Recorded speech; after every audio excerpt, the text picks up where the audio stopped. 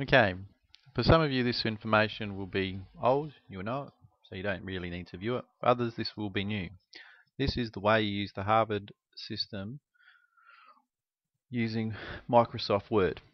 The PDF document you see in front of you is from the SACE board and is the directions of how to cite quotations inside a text. There are three different ways that you might use depending on the length of the text or how you're using it, and the information is all contained in that document. That is your Bible. You can refer to that at any time if you're unsure of how to reference a particular type of source. What we're going to look at though is how you use Microsoft Word to create Harvard references and a reference list. The advantage of this system is that you will always have the sources no matter what, whether you're on the internet or whether you aren't, which is a big advantage over the online generator, which I know students find very easy to use, but its big disadvantage is that you always must be connected to the internet to use it. This one you only need to be connected when you're copying and pasting information from a website. Other than that, as long as you have a computer with running Word, you'll be able to use the references, even if you're actually using a different computer than the one that you originally wrote the document on. Okay, so in your tab at the top of the page you'll see references. When you select that, select Insert Citations, and you want to add a new source, and you'll get a box like this. So let's imagine we're entering a website. So our website is this one. Okay. Now make sure you understand the difference between a website and a web page. A web page is the page that you're actually looking at. A website is the website that hosts the page. There might be lots of different web pages on a website, for example. In this case, critica.org is the website, and Gender Stereotypes in Mass Media, Case Study Analysis of the Gender Stereotyping Phenomenon in TV Commercials is the name of the web page. Now I already know that I can't copy and paste the website name, so I'm going to have to type that in.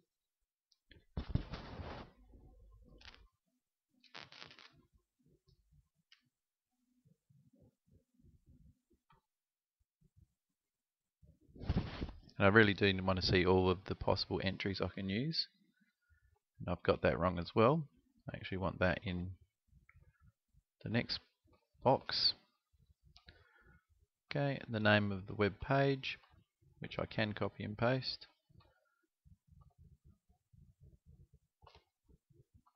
It's this. Okay.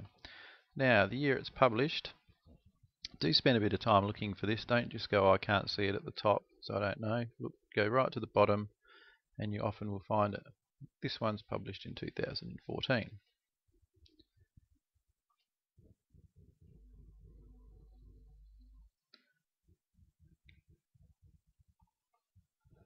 Okay, always enter the date you accessed it.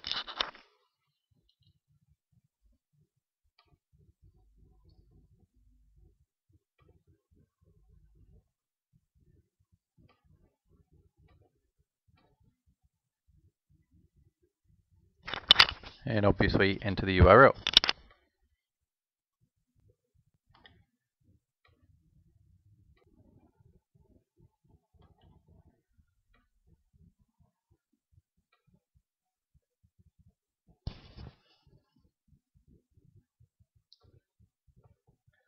Okay, it's very important to pay attention to the author.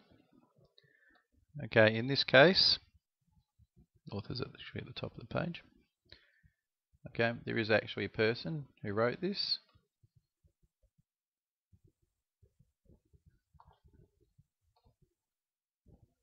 I'll copy her name over. Okay.